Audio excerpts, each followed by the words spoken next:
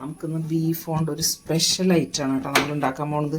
അതിന് വേണ്ടിയിട്ട് ഒരു 1/2 കിലോ ബീഫ് ഇതുപോലെ വലിയ പീസുകളായിട്ട് നമുക്ക് കുക്കറിൽ ഇട്ട് കൊടുക്കാം.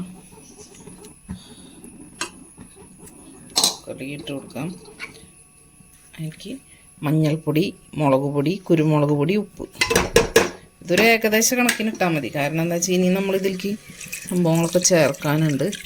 അപ്പോൾ അതൊന്ന് ഒരു ഗ്ലാസ് വെള്ളം ഒഴിച്ചിട്ട് ഒരു 5-8 വിസിൽ കേട്ടോ വെന്ത് വരട്ടെ, നന്നായിട്ട് വെന്ത് വരട്ടെ.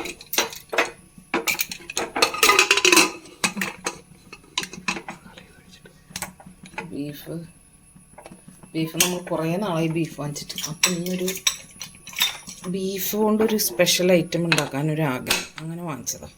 അപ്പോൾ അതൊന്ന് വെന്ത് വരട്ടെ. ഒരു 5-8 വിസിൽ കഴിഞ്ഞതിന് ശേഷം നമുക്ക് തുറന്നിട്ട് നോക്കാം. അപ്പം നമ്മുടെ ബീഫൊക്കെ ഒരു 20 മിനിറ്റ്, ഏകദേശം ഒരു 5-8 വിസിലൊക്കെ അടിച്ചിട്ടുണ്ടായിരുന്നു. ഒന്ന് തുറന്ന് നോക്കാം എന്താണ് അവസ്ഥ എന്നുള്ളത്. എങ്ങനെയുണ്ടെന്ന് നോക്കാം. ഒരു 3/4 ഭാഗം വേവായി ഉണ്ടാവില്ല എന്തായാലും. ഇതിൻ്റെ ഉള്ളിൽ നിന്ന് എടുത്ത് മാറ്റാം.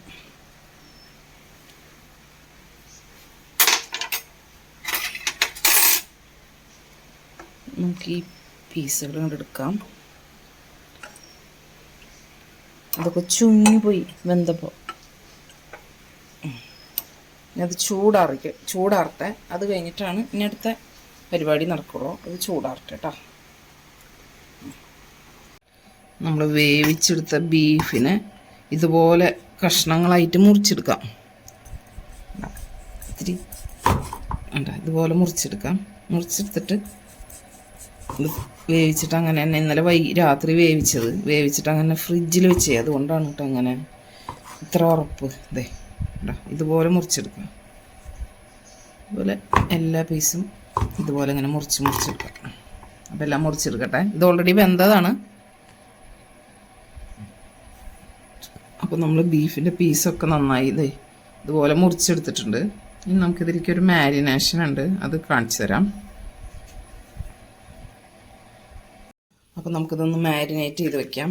അതിന് വേണ്ടിയിട്ട് ഒരു സ്പൂണ് ഇഞ്ചി വെളുത്തുള്ളി ചതച്ചതും, പിന്നെ നമ്മുടെ ചതച്ച മുളക്, മഞ്ഞൾപ്പൊടി, പെരിഞ്ജീരകത്തിൻ്റെ പൊടി, മസാല, കുരുമുളക് പൊടി, കുറച്ചുപ്പ്, പിന്നെ കാശ്മീരി മുളക് പൊടി, ഇതെല്ലാം കൂടി ഇതിലേക്ക് ബൗളിലേക്ക് ഇട്ട് കൊടുക്കാം.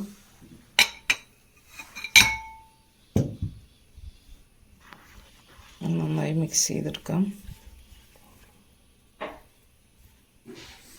ഇതിലേക്കൊരു 2 സ്പൂൺ കോൺഫ്ലവർ ഇട്ട് കൊടുക്കാം.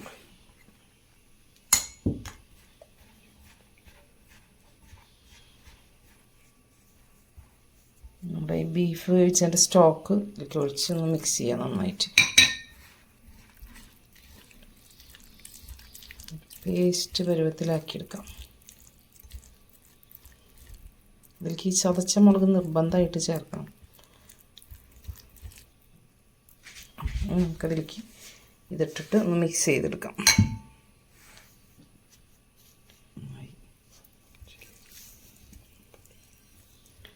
ബീഫൊക്കെ അതിലേക്ക് ഇട്ടിട്ട് നന്നായിട്ടൊന്ന് മിക്സ് ചെയ്ത് കൊടുക്കുക, പൊടിയാണ്ട്. കാരണം ബീഫ് ഓൾറെഡി വെന്തതായതുകൊണ്ട് നമുക്കത് ശ്രദ്ധിക്കണം. നന്നായി മിക്സ് ചെയ്തെടുക്കുക. നല്ലപോലെ മിക്സ് ചെയ്തെടുത്തിട്ടുണ്ട് കേട്ടോ. അപ്പോൾ ഇനി അതവിടെ ഇരിക്കട്ടെ. ഒരു 1/2 മണിക്കൂർ അതൊന്ന് നന്നായിട്ട് അതിൽ പിടിച്ച് വരട്ടെ. ഫ്രിഡ്ജിൽ വയ്ക്കണമെങ്കിൽ കുറച്ചുകൂടി നല്ലതാണ്. കുറച്ച് നേരം ഫ്രിഡ്ജിൽ വെച്ച് കഴിഞ്ഞാൽ അതിന് ശേഷം നമുക്കിതൊന്ന് വെളിച്ചെണ്ണയിൽ ഫ്രൈ ചെയ്തെടുക്കാം. ഇതിലേക്ക് ഒരു സ്പൂൺ വിനാഗിരി കൂടി ചേർക്കേണ്ടതാണ് കേട്ടോ. അത് വിട്ടുപോയില്ല. അപ്പം അതുകൂടി ചേർത്തിട്ട് നന്നായിട്ടൊന്ന് ഇളക്കി യോജിപ്പിച്ച് വയ്ക്കാം. അപ്പം അതൊക്കെ പൊടിയാണ്ടൊന്ന് ഇളക്കി കൊടുക്കണമെന്ന് മാത്രമേ ഉള്ളൂ. കാരണം വെന്തതായ കാരണം ചിലപ്പോൾ പൊടിയാൻ ചാൻസ് ഉണ്ട്. നന്നായി ഒന്ന് ഇളക്കി മിക്സ് ചെയ്തിട്ട് അടച്ചു വയ്ക്കാം. നമ്മുടെ ബീഫ് നമ്മൾ ഫ്രൈ ചെയ്യാൻ വേണ്ടിയിട്ട് മാരിനേറ്റ് ചെയ്ത് വെച്ചിട്ടുണ്ടായിരുന്നല്ലോ, അതൊന്ന് നമുക്ക് ഫ്രൈ ചെയ്തെടുക്കാം. അതിന് വേണ്ടിയിട്ട് വെളിച്ചെണ്ണ ഒഴിച്ചിട്ടുണ്ട്. ഒരുപാട് എണ്ണ ഒഴിച്ചിട്ടില്ല, കുറച്ച്. അതൊന്ന് ചൂടായിട്ടെ.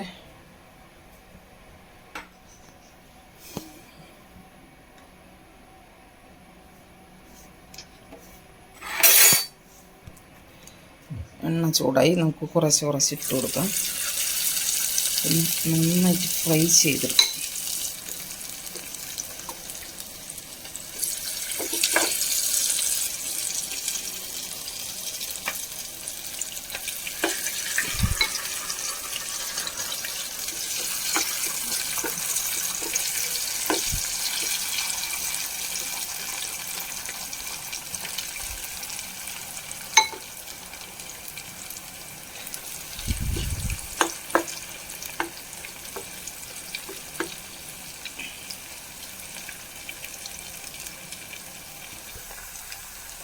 നമുക്കൊന്ന് ഇടയ്ക്കൊന്ന് മറിച്ചും തിരിച്ചൊക്കെ ഒന്ന് ഇട്ട് കൊടുക്കണം.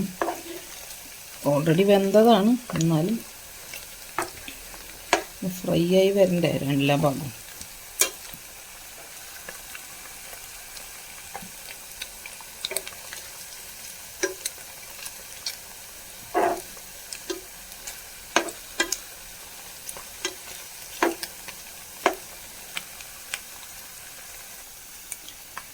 നമുക്ക് നമ്മുടെ ബീഫൊക്കെ നന്നായി ഫ്രൈ ആയിട്ടുണ്ട്.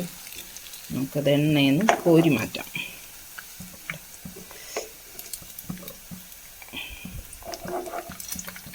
Beef finger fry.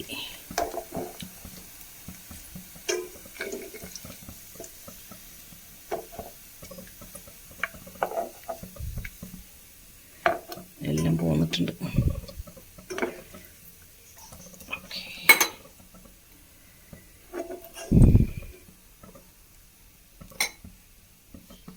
പാത്രത്തിലേക്ക് ഇട്ട് കൊടുക്കാം.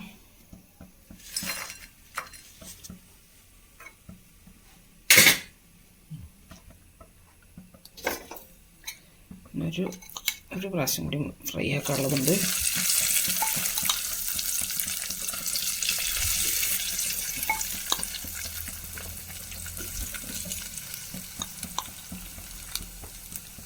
ഈ കോൺഫ്ലവറൊക്കെ ചേർത്തിട്ടുള്ള കാരണം നല്ലോണം കോട്ടിംഗ് ആയിട്ട് കിട്ടും.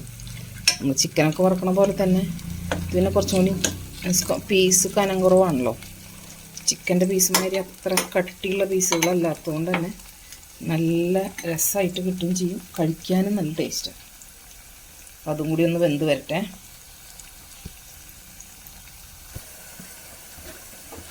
നമ്മുടെ അടുത്ത സെറ്റും ഏകദേശം ഓൾമോസ്റ്റ് റെഡി ആയിട്ടുണ്ട്. ഉണ്ടോ, നല്ല പരണ്ടിരിക്കണ പോലെ കണ്ട, കഴിക്കാൻ നല്ല ടേസ്റ്റ് ഉണ്ട് കേട്ടോ. ഇതുപോലെ ഉണ്ടോ, നല്ലോണം പരണ്ടിരിക്കണ. ഓരോ പീസുമ്മലും നല്ല കോട്ടിങ് വന്നിട്ടുണ്ട്. കഴിക്കാൻ നല്ല ടേസ്റ്റ് ഉണ്ട്. ഇതുപോലെ ഉണ്ടാക്കാത്ത ആൾക്കാർ തീർച്ചയായും ഒരു വട്ടമെങ്കിലും ഒരു 1/4 കിലോ കൊണ്ട് ഉണ്ടാക്കിയാലും അത്യാവശ്യം കഴിക്കാനൊക്കെ ഉണ്ടാവും. സോസ് കൂട്ടി കഴിക്കാൻ നല്ല ടേസ്റ്റ് ഉണ്ടാവും. നമുക്കെന്തായാലും സോസ് കൂട്ടിയിട്ട് കഴിക്കാം. ഒന്നും കൂടി ഒന്ന് മുരിഞ്ഞോട്ടെ. നമുക്കിത് എണ്ണയിൽ കോരിയെടുക്കാം. അയ്യോ,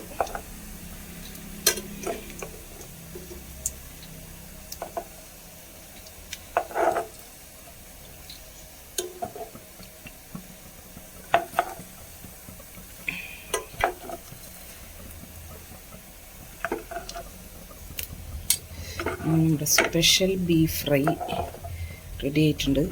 സൺഡേ സ്പെഷ്യലാണ് കേട്ടോ. അത് സൺഡേ സ്പെഷ്യൽ ബീഫ് ഫ്രൈ ആണ്. 2 ചെറുതായി കൊടുക്കുന്നുണ്ട്, അതുകൊണ്ട് എടുക്കട്ടെ.